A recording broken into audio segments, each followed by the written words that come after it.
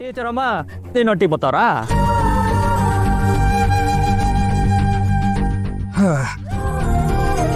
ಅದಕ್ಕೆವ ನನ್ ಮಾತು ಕೊಟ್ಟಿರ್ಬೇಕಲ್ಲ, ಹೆಂಗಾರ ಮಾಡಿ ಕರೆಸ್ತೀನಿ ಅಂತ. ಏನೋ ನಿನ್ ಸಂಬಂಧದಲ್ಲಿ ಕೇಳಿರ್ಬೇಕು ಅಟಯ್ಯ. ಹುಲಿನ ಹುಡುಕೊಂಡು ಜಿಂಕೆ ಬರೋದುಂಟ. ಅದಕ್ಕೆವ ಸುಮ್ಕೆ ಮಾತು ಕೊಡಕ್ಕಿಲ್ಲಕಲ್ಲ. ನನ್ನ ಪಿರುತಿ ವಿಚಾರನ ಅದಕ್ಕೆ ಓದ್ತವ ಹೇಳ್ಕೊಂಡಿವ್ನಿ. ಅವರು ನನ್ನ ಜೊತೆ ನಿಲ್ತೀನಿ ಅಂತ ಹೇಳೋರೆ. ಹಂಗ ಹುಂಕಲ್ಲ, ಇವತ್ತು ಟೀಚರ್ ಅಮ್ಮ ನಮ್ಮ ಮಟ್ಟಿಗೆ ಬಂದೇ ಬರ್ತಾರೆ. ನನ್ನ ಮನಸ್ಸಿನಾಗಿರೋ ಪಿರುತಿನ ಅವ್ರ ತವ ಹೇಳ್ಕೊಳ್ತೀನಿ.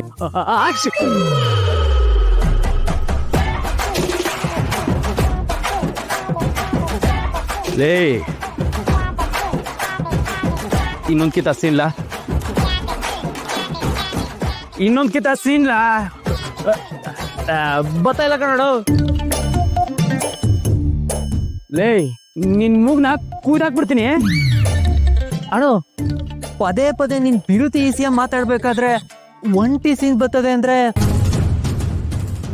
ನನ್ಗೆ ಯಾಕೋ ಇದು ಹೊಗೆ ಅನ್ನಿಸ್ತೈತೆ ಕಣೋಣ.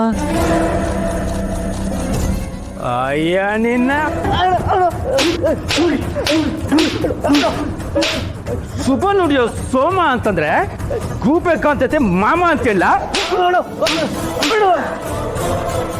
ರುದ್ರಣ್ಣ, ನನ್ನ ಮನೆಗೆ ಹೊಟ್ಟೆ ಉರಿ, ಅವನು ಯಾರು ಮೂಸ್ತೋರಕ್ಕಿಲ್ಲ ಅಂತ.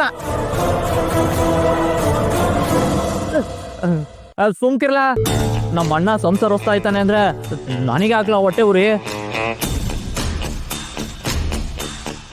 ಎಲ್ಲಿ ಸ್ನೇಹನ ಪಿರುತಿ ಅನ್ಕೊಂಡು ಹೃದಯನ ಪರ ಅಂತ ಕೆರ್ಕೊಬಿಡ್ತಾನೋ ಅಂತ ಭಯ. ಹಂಗೆಲ್ಲ ಏನೂ ಆಗಕ್ಕಿಲ್ಲಕಲ್ಲ. ಆ ಕಡೆ ಅವ ಒಪ್ಪಕ್ಕಿಲ್ಲ, ಈ ಕಡೆ ಉಸ್ತಾದ್ರ ಬೇರೆ ಮಾತು ಕೊಟ್ಟಿದ್ಯಾ, ನಾನು ಜೀವನ ಪರ್ಯಂತ ಬ್ರಹ್ಮಚಾರಿ ಆಗಿರ್ತೀನಿ ಅಂತ.